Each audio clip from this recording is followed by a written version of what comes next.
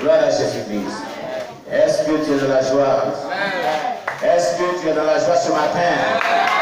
Est-ce que tu peux démontrer que tu es dans la joie ce matin?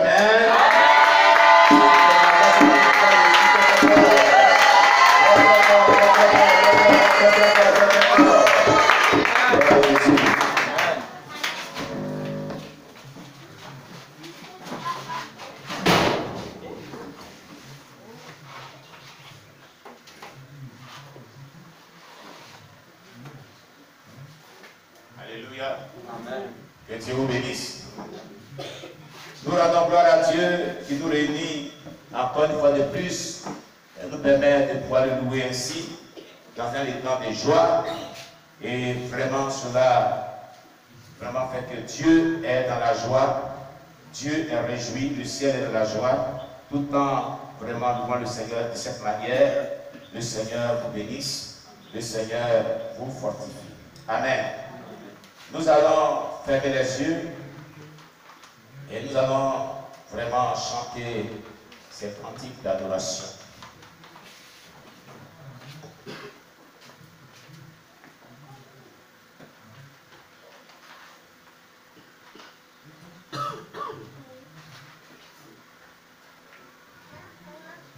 Un jour,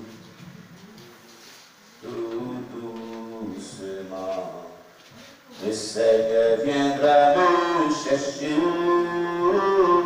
Un jour, tout doucement, le Seigneur viendra nous chercher. Un jour, tout doucement, le Seigneur viendra.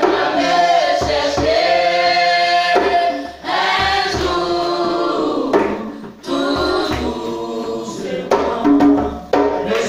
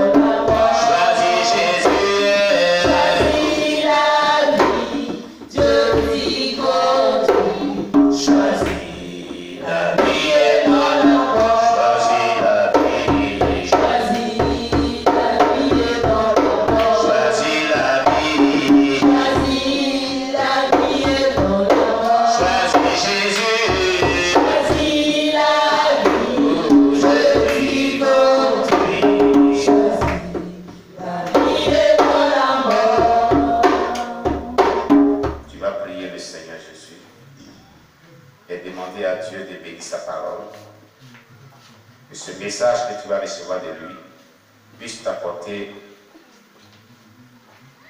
bonheur, réconfort, élévation. Au nom de Jésus, élevons la voix vers Dieu et prions le Seigneur. Père éternel Dieu, je te prie de bénir ta parole. Ta parole qui est vie et esprit. Ta parole qui est la vérité. Ta parole qui nous apporte la joie, le salut, la sainteté qui nous purifie. Bénis ce message que toi-même, mon Dieu, mon roi, que tu as prévu en ce jour et que ta grâce surabonde dans nos vies. Au nom puissant de Jésus-Christ de Nazareth, merci Saint-Esprit de Dieu. Est-ce que tu bénis ta parole au nom de Jésus? Amen.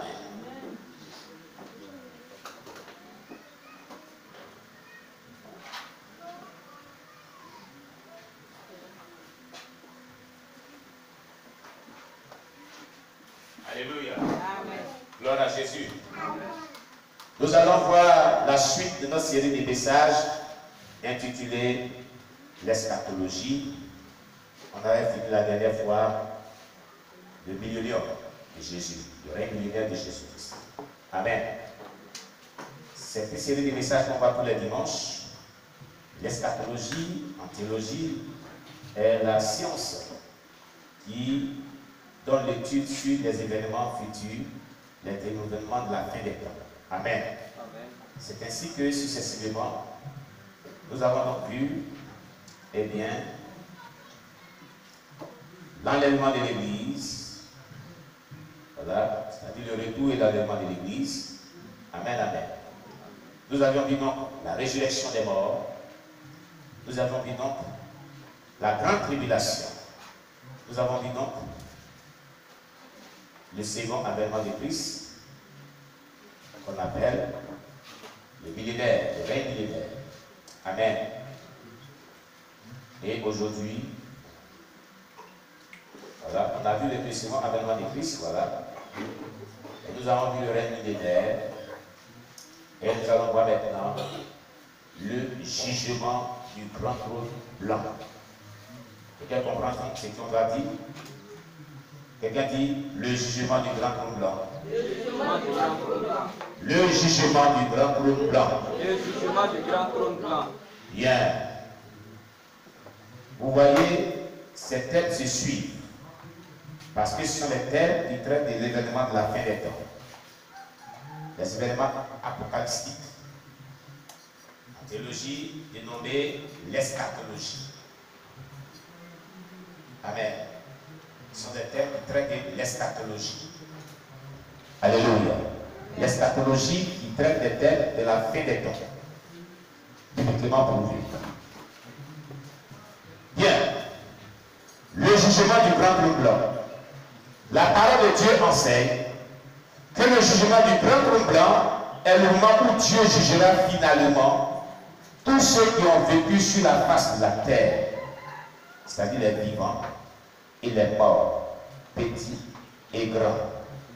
Selon leurs œuvres, selon les œuvres, seront jugés. Personne ne passera inaperçu sans ce jugement. Ce jugement concerne toute personne vivant sur la terre, chrétiens comme païens. Le jugement du grand trône blanc. Alléluia. Amen. Cela se passera après le millénaire, après le règne millénaire de Christ, qu'on vient de parcourir et qui était fini depuis le dimanche dernier. Amen.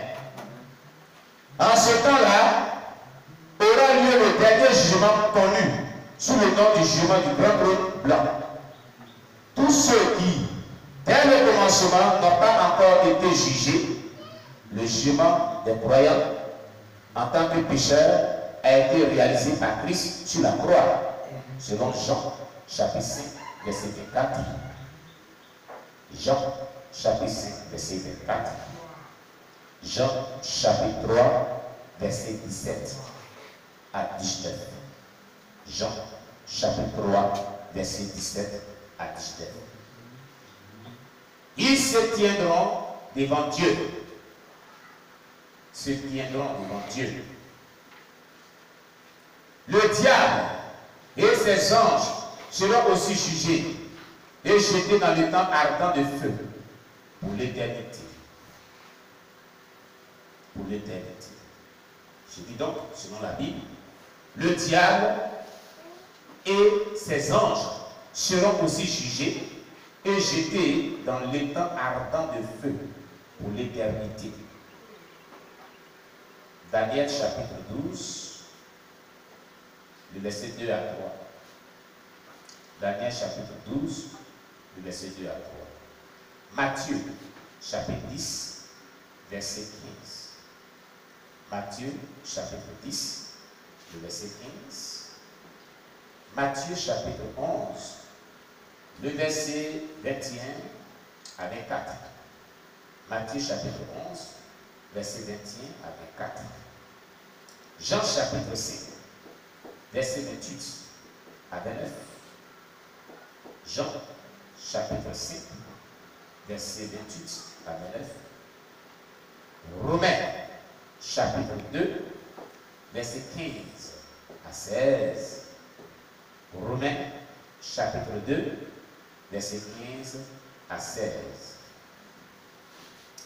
Romains chapitre 14, verset 12.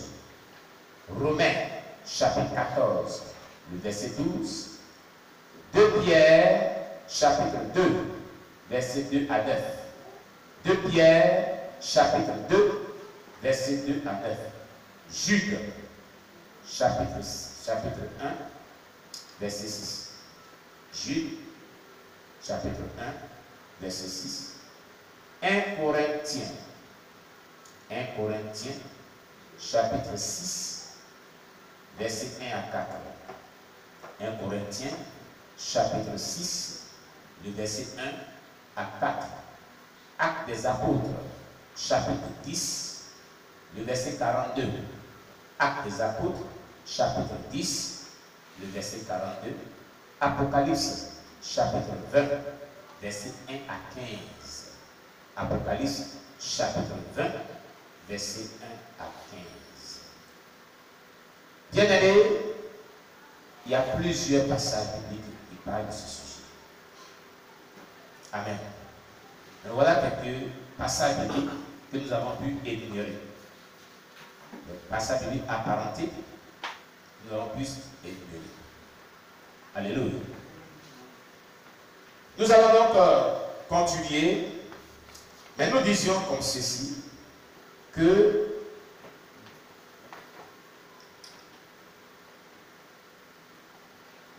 le jugement du grand trône blanc est le moment où Dieu jugera finalement tous ceux qui ont vécu sur la surface de la terre, les vivants et les morts. Tous ceux qui ont vécu sur la surface de la terre. Personne n'échappera à ce jugement.